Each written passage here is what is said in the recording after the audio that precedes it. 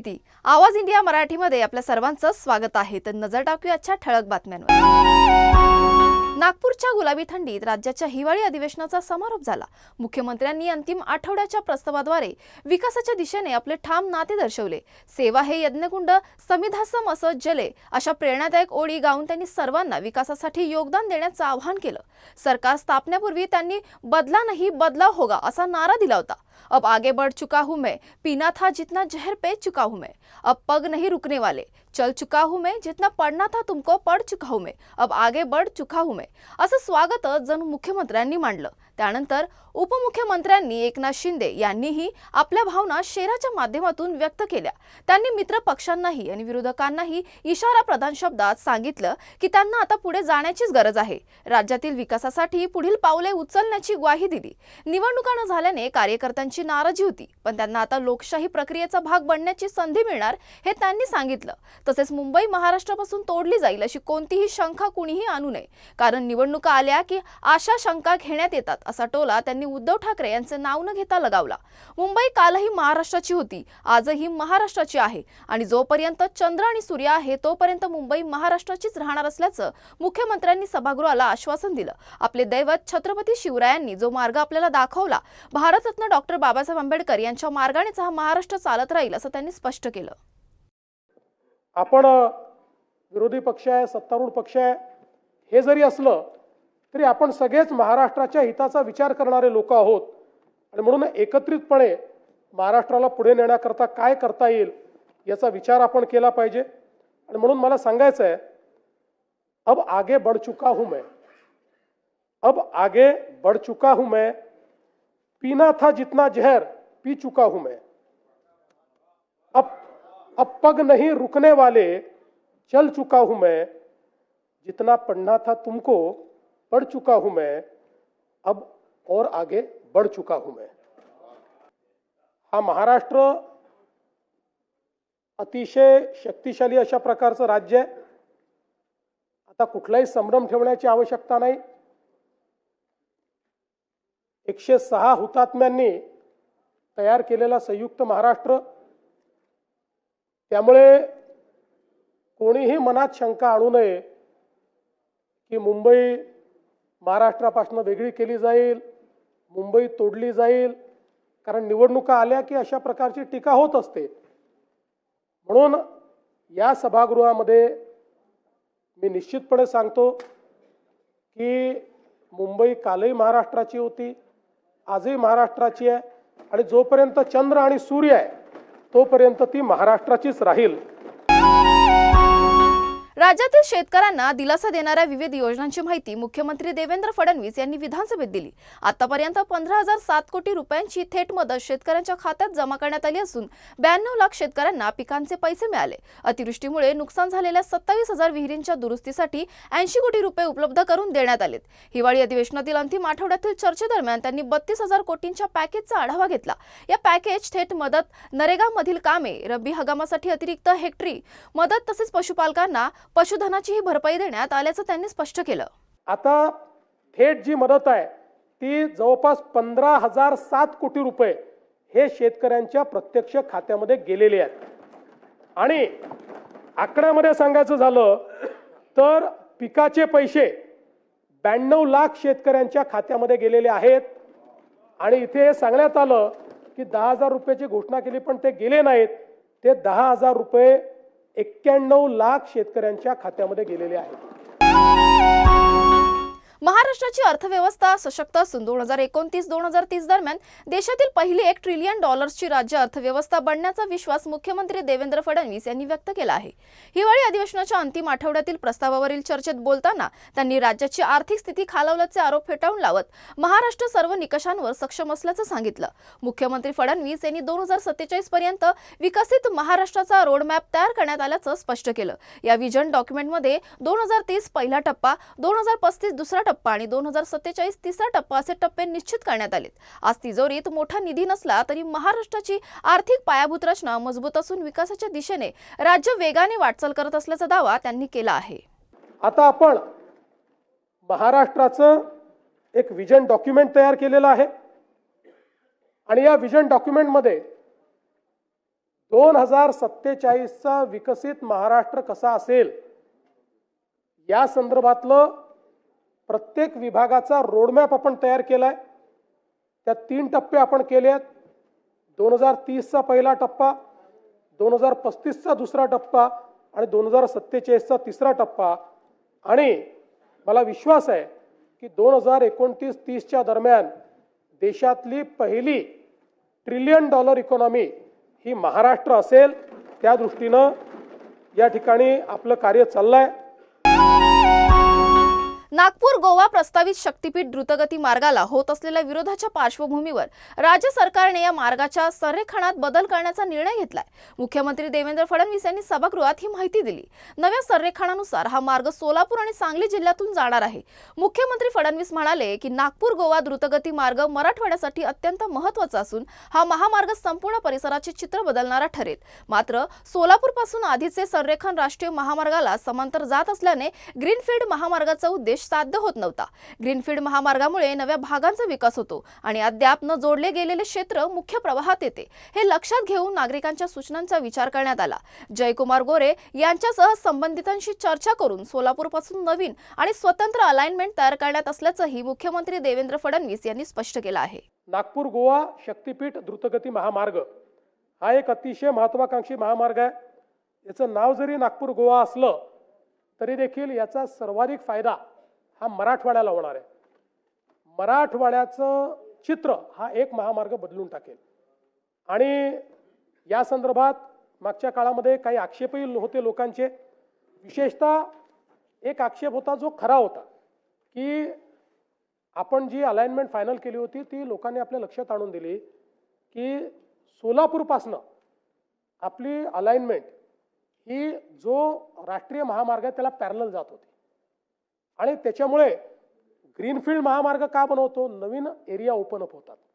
Greenfield महामार्गामुळे unconnected लोक त्याच्याशी कनेक्ट होतात आणि तिथे विकास जातो।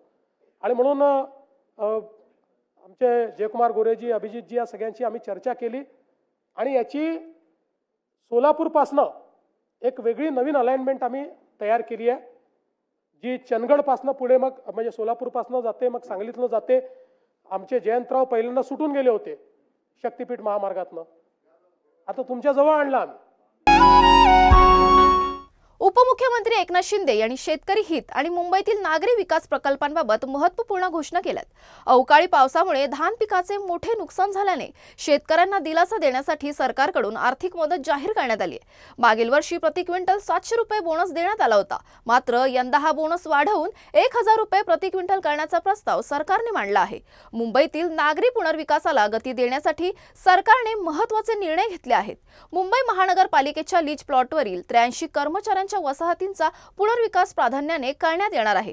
तसेच फनेल झोन आणि संरक्षण विभागाच्या निर्बंधांमुळे रखडलेल्या इमारतींच्या पुनर्विकासासाठी TDR धोरणात बदल करण्यात येणार आहे। झोपडपट्टी पुनर्वसन प्राधिकरणाच्या प्रकल्पांना वेग देण्यासाठी प्रस्ताव सादर करण्याची मुदत 120 दिवसांवरून 60 दिवसांपर्यंत कमी करण्यात आली आहे। झोपडपट्टी धारकांना ध्येयबाडे थकवणाऱ्या विकासकांवर कठोर कारवाई करून त्यांच्या मालमत्ता जप्त करण्याचा निर्णयही घेण्यात आला आहे। महाराष्ट्रात सामाजिक आंदोलन करणाऱ्या कार्यकर्त्यांच्या सुरक्षेचा प्रश्न गंभीर बनला असून सामाजिक समता संपली आहे असं वक्तव्य धनंजय मुंडे यांनी विधानसभेत केलंय। आज सभागृहात बोलताना त्यांनी ओबीसी आंदोलक आणि प्रसिद्ध वकील ॲडव्होकेट मंगेश ससाणे यांच्या वाहनावर झालेल्या हल्ल्याचा मुद्दा उपस्थित करत राज्यातील कायदा आणि सुव्यवस्थेबाबत तीव्र चिंता व्यक्त केली आहे। धनंजय मुंडे यांनी माजलगावमध्ये लक्ष्मण हाके यांच्या सहकार्यावर झालेल्या जीवघेण्या हल्ल्याचा तसेच ओबीसी आंदोलक वाघमारे यांच्यावर झालेल्या हल्ल्याचा उल्लेख केला। या घटनातील आरोपी अद्याप मोकाट असून समान गुन्ह्यात वेगवेगळी वागणूक दिली जात असल्याचा आरोप त्यांनी केला आहे। हिंसाचार करणाऱ्या योद्धा म्हटलं जातं आणि सोशल मीडियावर त्यांचे उदात्तीकरण होतं। ही बाब धोकादायक असल्याचंही त्यांनी नमूद केलं आहे। धारूर तालुक्यात माजलगाव ते धारूर या प्रवासाच्या दरम्यान प्रसिद्ध वकील आणि ओबीसी समाजाचे नेते व आरक्षणाचे अभ्यासक ॲडव्होकेट मंगेश ससाणे यांच्या वाहनावर मध्यरात्री हल्ला घडून आणला। याच्या अगोदर अध्यक्ष महाराज माननीय लक्ष्मण हाके यांच्या सहकारी असलेला पवन करवर याच्यावर माजलगाव तालुक्यात एका हॉटेलमध्ये जीवघेणा हल्ला झाला। अनेकांनी झुंड करून त्याचे हातपाय तोडले आजही तो व्यवस्थितरित्या चालू शकत नाही. अध्यक्ष महाराज, या प्रकरणात दुर्दैवानं सांगावं असं वाटतं की आणखीन एकही आरोपी पकडला गेलेला नाही. सुप्रिया सुळे यांनी महाराष्ट्र विधिमंडळाच्या हिवाळी अधिवेशनावर चिंता व्यक्त केली आहे. त्यानुसार अधिवेशनाच्या शेवटच्या दिवशी राज्याच्या हिताच्या चर्चांवर आवश्यक लक्ष दिलं जात नाही असं त्यांनी म्हटलंय. गोंधळ आणि आरोप प्रत्यारोपाच्या वातावरणात महत्त्वाच्या विषयांवर चर्चा केली जात नाही असं त्या म्हणाल्या. महिला सुरक्षा, हवामानातील बदल, प्रदूषण, राज्याची आर्थिक परिस्थिती आणि गुंतवणूक या गंभीर मुद्द्यांवर अधिवेशनात अपेक्षित चर्चा झाली नाही हे सांगत सुप्रिया सुळे यांनी सत्ताधाऱ्यांना विरोधी पक्षांच्या मुद्द्यांना सकारात्मकतेने स्वीकारण्याचं आवाहन केलं आहे. पुण्यातील कायदा सुव्यवस्थेची स्थिती चिंताजनक बनली आहे. पुणे, जे एक काळी ऑक्सफोर्ड ऑफ द ईस्ट म्हणून ओळखलं जात होतं, ते आता गुंडगिरी आणि गँगवॉरचे माहेरघर बनलं आहे. खंडणी प्रथा दिवसेंदिवस बळावतीये आणि शहरात व्यवसाय करणे कठीण झालंय. शिक्षण घेत असलेल्या मुलींवर पोलिसांकडून जातीवाचक शिवीगाळ करण्यात आल्याचा आरोप झाला आहे, परंतु पोलिसांनी FIR नोंदवायला नकार दिलाय. या घटनेनंतर त्या मुलींनी संघर्ष सुरू केला आणि त्यांच्या लढ्यामुळे प्रशासनाच्या निष्क्रियतेबद्दल प्रश्न उभे राहिलेत. शहरी सुरक्षा आणि कायदा सुव्यवस्थेच्या गंभीर बाबींना योग्य प्रतिसाद देण्यात प्रशासन अपयशी ठरल्याचं दिसून आलंय. राजकीय क्षेत्रातही गदारोळ सुरू आहे. राष्ट्रवादी काँग्रेसचे नेते जयंत पाटील यांनी राज्य सरकारवर जोरदार टीका केली आहे. खास करून मुख्यमंत्री देवेंद्र फडणवीस यांच्या मैं नहीं खाऊंगा पर खाने दूंगा या वक्तव्यासंबंधी जयंत पाटील यांनी यावरून सरकारच्या शासकीय धोरणावर शंका उपस्थित केली आहे. काँग्रेसचे नेते आणि माजी मुख्यमंत्री पृथ्वीराज चव्हाण यांनी 19 डिसेंबर रोजी देशाच्या पंतप्रधान पदावर एक मराठी माणूस असेल असा खळबळजनक दावा केला आहे. पिंपरी चिंचवड येथील एका कार्यक्रमात त्यांनी हा दावा करत देशाच्या पंतप्रधानपदी मराठी नेत्याची निवड होईल असा विश्वास व्यक्त केला आहे. पृथ्वीराज चव्हाण यांनी PMO कार्यालयात प्रदीर्घ काळ कार्यरत राहिल्यामुळे दिल्लीत चांगले संबंध असल्याचं सांगितलं. हे महत्त्वाचं कारण आहे की त्यांनी दुसऱ्यांदा हा दावा केलाय, जो राजकीय वर्तुळात चर्चेचा विषय बनला आहे. पृथ्वीराज चव्हाण यांच्या या दाव्यानंतर राजकारणात तर्कवितर्क सुरू झालेत.